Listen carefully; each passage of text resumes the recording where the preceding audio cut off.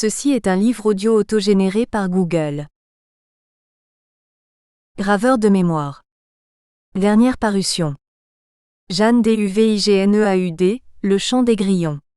Saga d'une famille au Congo des années 30 à nos jours, 2009. Jean Bugiel, La rafle. Récit de circonstances extraordinaires d'une vie médicale, 1936 à 1994, 2009. Pierre Vernet, Mon ciel déchiré, 2009. Francine Christophe, Mes derniers récits, 2009. Charles Joyon, Le jeune Français de Vienne. 1943 à 1945, 2009. Bernard Letondu, Fonctionnaire moyen, 2009. Claude Alain Sarr, Un manager dans la France des Trente Glorieuses. Le plaisir d'être utile, 2009. Robert Weinstein et Stéphanie Krug, Vent printanier. 39 à 45, La vérité qui dérange, 2009. Alexandre Tikhomiroff, Une caserne au soleil. SP 88469, 2009. Henri Bartoli, La vie, dévoilement de la personne, foi profane, foi en Dieu personne, 2009. Véronique Klausnerazoulalay, Le manuscrit de Rose, 2009. Madeleine Touria-Godard, Mémoire de l'ombre. Une famille française en Algérie, 1868 à 1944, 2009. Jean-Baptiste Rossi, Aventure vécue. Vie d'un itinérant en Afrique 1949 à 1987, 2008. Michel Maldonado, Les beaux jours de l'école normale, 2008. Claude Chaminas, Un Nîmois en banlieue rouge, Val-de-Marne 1987 à 1996, suivi de Retour à Nîmes, 1996 à 1999, 2008.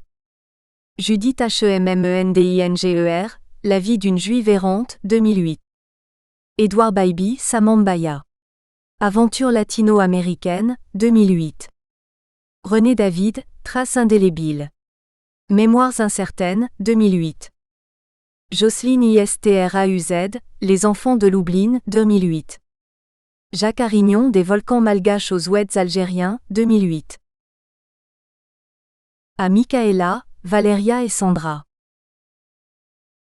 1 Alexandrie, 1945. Mercredi. Comme tous les mercredis, nous sommes à déjeuner chez mes grands-parents Lévi, mon frère Jean, maman, mes cousins Paolo et Laura, ma tante Georgina et mon oncle Max. Paolo a à peu près mon âge et nous nous entendons bien. Même amour pour la musique, la littérature, le cinéma et depuis quelque temps l'art, que nous avons découvert ensemble récemment, grâce aux leçons d'une historienne d'art compétente et enthousiaste. Papa ne vient jamais à ces réunions de famille. Il préfère la compagnie de ses amis qu'il retrouve tous les jours, à midi, au club Mohamed Ali, et avec lesquels il échange des propos, voire des potins et des médisances, en sirotant un verre de ouzo allongé d'eau après la journée au bureau. Assis sur la terrasse de ce lieu privilégié qui domine la rue Fouad, ces messieurs observent d'un œil critique le va-et-vient des dames de la société alexandrine qui font leurs emplettes. Pour nous, le mercredi est un jour de fête. Notre grand-mère Mathilde fait une excellente cuisine et nous nous réjouissons à la perspective de savourer ses pâtes délicieuses, assaisonnées d'une épaisse sauce bolognaise, son rôti cuit au point, ses pommes de terre au four doré et croustillantes et son dessert qui est souvent un panettone moelleux qu'elle confectionne elle-même, en brave italienne qu'elle est restée. Notre grand-père, Alberto, qui est beaucoup plus âgé que ma grand-mère, parle peu et suit distraitement nos conversations qui pour le plus se déroulent entre maman et ma tante et concernent les gens qu'elle connaisse et fréquente et qu'il ignore. Grand-maman a parfois quelques doléances à exprimer, que maman hésite à relever. Il s'agit d'habitude de problèmes financiers, mais maman, comme toutes les épouses de son époque, n'a pas de moyens propres et n'aime pas trop demander de l'argent à papa. Grand-papa, quand nous étions petits, s'amusait à nous parler en anglais et exhibait avec orgueil ses connaissances linguistiques, car il avait passé une partie de son adolescence à Manchester, en Angleterre, et cette langue lui avait servi durant l'apprentissage qu'il avait fait dans une usine de tissage et filature.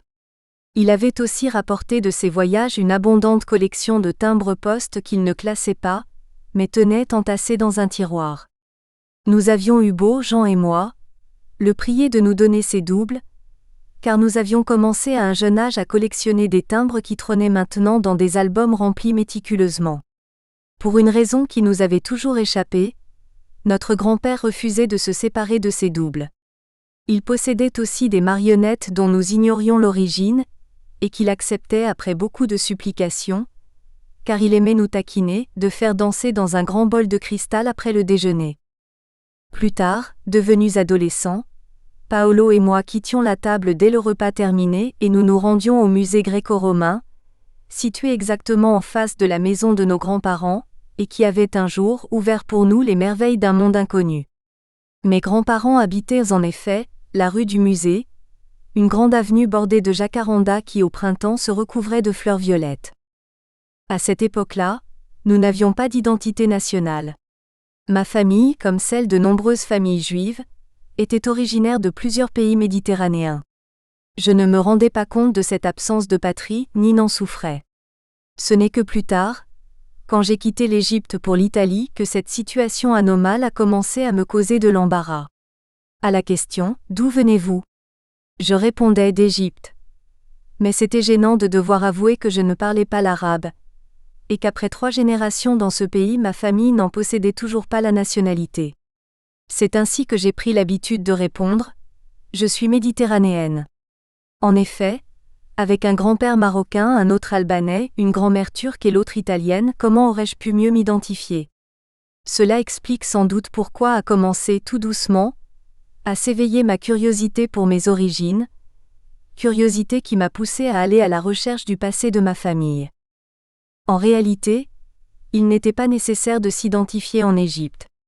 Les habitants d'Alexandrie provenaient pour la plupart de pays différents, et s'y étaient établis pour des raisons économiques, de travail et de liens familiaux ou pour fuir le racisme et les persécutions subies dans d'autres pays, notamment pendant la Deuxième Guerre mondiale.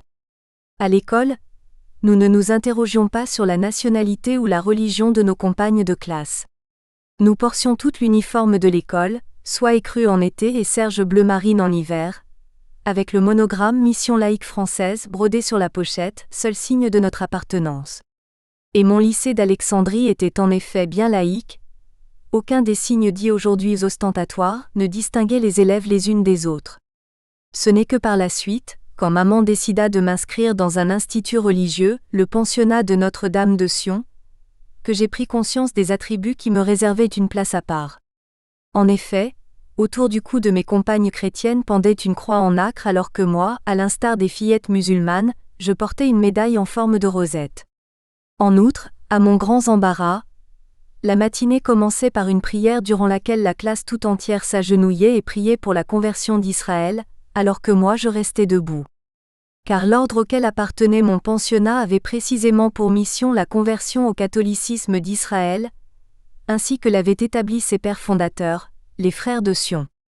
Pendant ce court laps de temps, mes compagnes musulmanes et moi étions exclus de la communauté. Dans aucune des 2 écoles que j'ai fréquentées, les filles musulmanes n'étaient voilées. Bien au contraire, elles étaient les premières à adopter les modes occidentales, notamment la mode New Look, lancée par Christian Dior qui faisait fureur ces années-là, à raffoler du jazz dont elles chantaient les motifs et à se pâmer devant les beaux acteurs des films américains projetés régulièrement en version originale dans nos cinémas alexandrins. Nous ne connaissions donc pas les origines de nos amis, et cela ne nous intéressait guère car nous vivions tous ensemble en parfaite harmonie. Nous résidions en Égypte en invités privilégiés, sans trop nous demander comment vivait la vaste population autochtone qui nous entourait, et nous rendait de multiples services. C'est précisément pour tenter de faire le point sur toutes ces questions que j'ai entrepris d'écrire ce récit et d'aller à la découverte des origines et de l'histoire de mes 4 grands-parents et des raisons pour lesquelles ils ont tous, à un moment donné de leur existence, abouti à Alexandrie. Alberto Levi, né à Janina en Albanie, Moussa Banoun né à Meknès au Maroc et leurs épouses Mathilde Delmar originaire de Livourne en Italie et Ida Carasso provenant de Smyrne en Turquie. J'ai également voulu décrire le cadre historique et politique dans lequel ces grands-parents ont vécu, avant leur arrivée à Alexandrie. 2. Alberto. Janina, Albanie, 1865. L'Empire ottoman comprenait à cette époque-là non seulement la Turquie actuelle, mais aussi la Grèce, l'Albanie, une bonne partie des pays balkaniques, l'Égypte et des pays du Moyen-Orient, ainsi que diverses îles de la Méditerranée. Ma famille était établie à Janina, en Albanie, depuis plusieurs générations. Elle faisait partie des Juifs expulsés d'Espagne au XVe siècle, à savoir les Séfarades, que le sultan Bajazet II avait invités à s'installer dans l'empire dont l'étendue et l'influence se faisaient sentir avec prépondérance en ces années-là, rendant nécessaire la présence d'hommes capables, diligents et actifs. Pour protéger les nouveaux venus et leur éviter les risques de molestation et d'oppression de la part des habitants autochtones, le sultan avait imposé formellement à ses gouverneurs de traiter les Juifs avec bienveillance et menaçait de mort ceux qui auraient exercé sur eux des sévices. Beaucoup de ces séfarades étaient des artisans habiles, des artistes, des hommes d'affaires affirmés, des banquiers et des médecins qui dépassaient en nombre les Juifs locaux hellénophones dénommés romagnotes, et leur étaient intellectuellement supérieurs. Ils ont donc exercé une influence dominante sur leurs coreligionnaires, leur imposant souvent leur culture et leur témoignant même dans certains cas du mépris. Par voie de conséquence, le nombre de familles juives s'accrut considérablement et après les communautés musulmanes et grecques, elles formaient le troisième groupe le plus important de la population de Janina. Leur situation était confortable et stable, leur offrant, contrairement à d'autres régions européennes pendant la même époque, une grande liberté d'action et de mouvement. De nombreux Juifs obtinrent dès le XVIe siècle des postes clés et des fonctions importantes dans la politique, comme ministres des Finances et conseillers. Leur position privilégiée leur permit d'aider, dans de nombreux cas, d'autres communautés juives persécutées ou en exil. Les Juifs jouèrent également un rôle important dans le commerce et le développement de certaines industries, grâce au travail constant et patient d'une grande population de travailleurs manuels et de petits commerçants infatigables et déterminés. De fait, c'est à eux qu'est imputable le développement qu'a connu l'industrie textile dans l'Empire ottoman. En plus de leur capacité et de leur savoir-faire, ces communautés juives représentaient pour l'Empire une source de revenus considérable, car il ne leur était permis de pratiquer leur religion et d'avoir leurs propres institutions communautaires qu'en échange du paiement d'un tribut spécial. Comme le remarque l'écrivain Red Alven, à condition de payer leurs impôts et de ne pas s'insurger contre le gouvernement, les Juifs vivant sous l'Empire ottoman pouvaient pratiquer en paix leur religion, entreprendre des activités commerciales, disposer de leur argent à leur gré et s'habiller comme ils le voulaient, avantage que les chrétiens du Moyen Âge leur niaient. Encore d'après Red Alven, même au XIXe siècle, les séfarades de Salonique ne croyaient pas que les Juifs romagnotes de Janina fussent d'origine hébraïque parce qu'ils ne parlaient pas le judéo-espagnol ou ladino, mais le judéo-grec. En réalité, les différences n'étaient pas aussi tranchées car tous les peuples envahisseurs, des Normands aux Slaves, aux Serbes, aux Albanais et aux Turcs, avaient laissé leur empreinte sur le grec parlé à Janina. Par ailleurs, dès l'Antiquité de nombreux liens avaient été établis entre l'Épire et l'Italie, et beaucoup de Juifs italiens s'y étaient installés au fil des siècles, introduisant dans la langue de nombreux mots italiens comme carrozza, voiture et cassata, quiche au fromage. Il convient de noter que nombreuses étaient les traditions que les Juifs séfarades avaient en commun avec les Juifs romagnotes. Au fil du temps, ces communautés ont fusionné, chacune apportant à l'autre un élément de sa propre culture. Toutes les époques ne furent pas également favorables aux Juifs ottomans. De 1788 à 1822, Janina fut gouvernée par Ali Pacha, dont la forteresse est encore visible au nord du lac. Il est vrai que durant son règne naquit une riche et puissante bourgeoisie de marchands et d'artisans, d'orfèvres notamment. Précédemment gros bourg agricole se consacrant à la culture de l'olive, la production céréalière et l'élevage, Janina devint un important centre commercial riche et actif, relié aux principales maisons de commerce européennes. Cette prospérité économique entraîna l'épanouissement de la vie culturelle et de l'élite intellectuelle. Cependant, sous le règne d'Ali Pacha, les Juifs firent l'objet de maintes persécutions. Pendant le gouvernement de Rachim Pacha, qui lui succéda, les Juifs souffrirent encore beaucoup et de nombreuses familles quittèrent l'Épire pour s'installer dans d'autres villes de l'Empire ottoman. Quand Rachim mit le feu au Grand Bazar, sous prétexte qu'il voulait le moderniser car il était rempli de vieilles bâtisses en bois, le quartier juif tout entier brûla et un grand nombre de ses habitants se trouvèrent soudain sans maison. En proie au désespoir, beaucoup d'entre eux écrivirent à leurs coreligionnaires d'Alexandrie, dont un grand nombre étaient originaires de Janina pour demander leur aide. Mais ceux qui quittèrent la ville ne revinrent pas, et le nombre de Juifs présents à Janina diminua considérablement. Cependant, les Juifs ne furent pas seulement victimes des persécutions des sultans ottomans. En 1821, avec le début de l'insurrection des Grecs contre l'Empire ottoman, ils durent subir les mauvais traitements et les massacres infligés par cette communauté qui les considérait comme les alliés des Turcs. Néanmoins, une fois le calme rétabli, ceux qui avaient décidé de rester retrouvèrent leur stabilité et reprirent à jouir de tous les avantages dont ils avaient bénéficié auparavant. Mon grand-père, Abraham Lévi, fut parmi ceux qui restèrent en Albanie, à Janina, où il possédait un élevage de chevaux et une écurie renommée tant dans cette ville qu'aux alentours. Ces chevaux étaient vendus ou loués aux commerçants de la zone qui s'en servaient pour acheminer leurs marchandises soit vers la mer où elles s'embarquaient à Preveza, en direction de Venise et de Livourne, soit vers l'intérieur et les riches marchés de Larissa et Volos. Abraham aimait ses chevaux, se levant à l'aube pour en surveiller l'affouragement, assister à leur étrillage et leur bouchonnement par les garçons d'écurie et superviser leur attelage. Le rite se répétait quotidiennement et précédait son départ pour la boutique qu'il possédait hors des murs de la ville et où il organisait le chargement et le déchargement des charrettes, et le transport des marchandises dont il tenait à vérifier le poids lui-même, car il ne voulait pas que ses chevaux retournent exténués, comme cela s'était avéré bien trop souvent, le forçant à les garder au repos à l'écurie avant d'affronter un nouveau voyage. Dans certains cas, il avait même dû rompre ses rapports avec quelques commerçants qui avaient exigé des animaux un effort supérieur à leur force.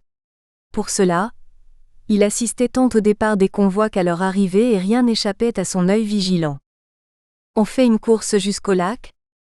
Et cette fois-ci, tu verras, c'est moi qui vais gagner. » Tournant le dos à leur maison, les deux enfants s'élancent dans la ruelle tortueuse qui traverse la vieille ville, enjambent un caniveau et courent dans la direction du lac, leurs chaussures faisant résonner les pavés blancs que des centaines d'années d'usure ont rendus luisants comme le marbre et qui reflètent maintenant les rayons d'un pâle soleil d'automne.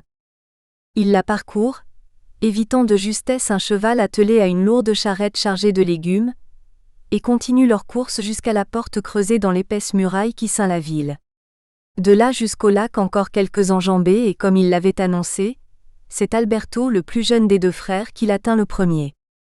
Hors d'haleine, ils se laissent tomber sur l'herbe, cachés par l'épais rideau de roseaux qui cernent le lac et qu'une soudaine rafale de vent fait ployer au-dessus de leur tête.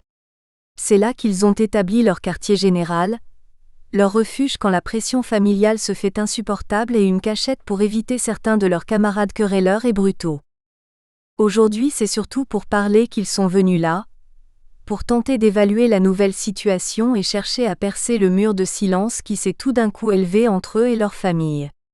Ils perçoivent la présence d'une angoisse mal réprimée qui s'exprime en chuchotements et sous-entendus, en un va-et-vient insolite dont ils se sentent exclus, en des visages graves et des yeux rougis par des larmes retenues et surtout, en l'absence inaccoutumée et d'autant plus troublante du sourire maternel.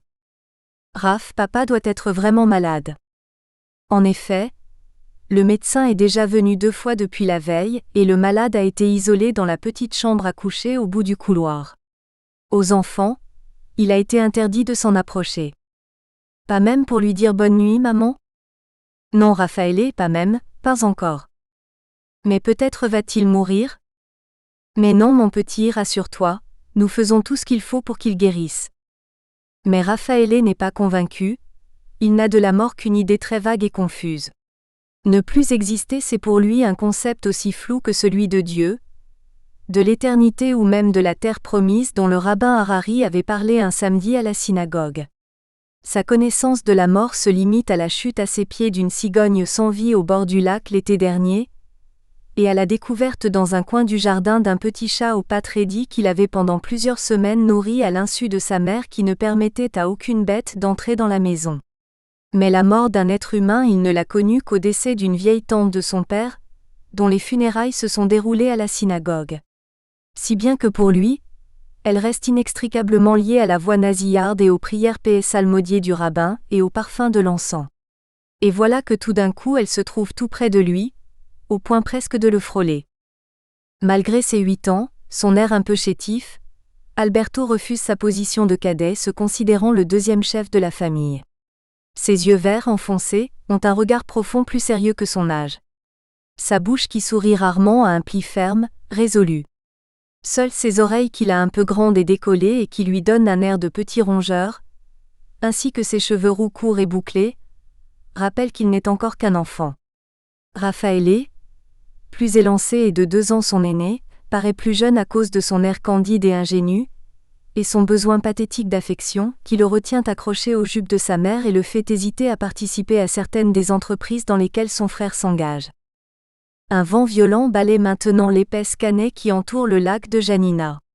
C'est la fin de l'été et d'énormes nuages se poursuivent en un galop forcené, formant une sombre coupole au-dessus du lac dont les eaux ont pris une teinte d'acier. Les oiseaux alarmés fuient en vol dense et on entend le cri rauque et guttural des mouettes que le vent chasse du riche pâturage que représentent les roseaux. À l'autre extrémité du lac, les minarets des 2 mosquées pointent vers le ciel leurs flèches élancées, et les maisons paraissent se serrer les unes contre les autres pour résister au vent ululant qui tord les roseaux dont les cimes s'agitent comme les têtes échevelées de femmes démentes. La petite île au centre du lac se noie dans le brouillard qui s'épaissit au point qu'on a du mal à en distinguer les contours et seuls quelques sons parviennent jusqu'à la rive. L'aboiement furieux des chiens, le caquetage désespéré d'un troupeau d'oies et le hennissement angoissé des chevaux. Les 2 enfants se lèvent en frissonnant, boutonnent leurs vestes et fourrent leurs mains dans leurs poches. Si nous allions au café voir l'oncle Eli, il pourra peut-être nous donner quelques nouvelles, suggère Raffaele. 2 rues principales qui s'entrecroisent divisent Janina en longueur et en largeur. L'une commence à la porte de Bonilla et mène au bazar, l'autre va du bazar au lac. Cette dernière s'appelle la rue des Juifs car ce sont eux qui y habitent principalement. Le café se trouve dans la vieille ville. On y accède par une ruelle mal éclairée où les boutiques ont déjà fermé leurs portes. Les enfants s'arrêtent sur le seuil, un peu intimidés. La porte ouverte jette une faible lueur jaune sur la rue. Le café est plein, comme il l'est du reste toujours à cette heure de la journée où, une fois closes les boutiques, les marchands se réunissent pour échanger des nouvelles concernant leurs affaires ou bien plus souvent pour discuter en termes passionnés de la situation politique du moment. La salle est plongée dans la pénombre malgré les lampes à pétrole, et une épaisse fumée estompe les visages. Le gargouillis de dizaines de narguilés fait pendant au bruit sec des pions de la tabla, le tric-trac, 2 héritages laissés par les Turcs. On ne distingue aucun visage de femme dans la masse sombre des habits bruns. Le café, c'est un lieu de rencontre purement masculin. Les 2 enfants entrent silencieusement essayant de reconnaître dans la demi-obscurité les épaisses moustaches et les cheveux en bataille de leur oncle. Le voilà, là, au fond de la salle. Du reste sa voix vibrante est perceptible jusque dans les recoins les plus éloignés. « Venez, venez les petits » crie-t-il dès qu'il les aperçoit. « Quel bon vent vous amène ?» Un peu apeurés, Alberto et Raffaele s'avancent à pas lents. « Nous voulions avoir de toi des nouvelles de papa » murmure Raffaele. « Nous savons qu'il est malade, mais maman ne nous dit rien. » « C'est vrai, mais il ne va pas tarder à guérir. Vous verrez, ce n'est pas la maladie qui peut abattre votre père. Il est jeune et robuste. Maintenant il vaudrait mieux rentrer, il se fait tard et votre mère va s'inquiéter. » « Oh maman, quand elle est à la cuisine, rien d'autre ne l'intéresse, » réplique Alberto. Nous espérons que vous avez apprécié cet aperçu. Pour continuer à écouter ce livre audio sur Google Play Livres, utilisez le lien dans la description de la vidéo.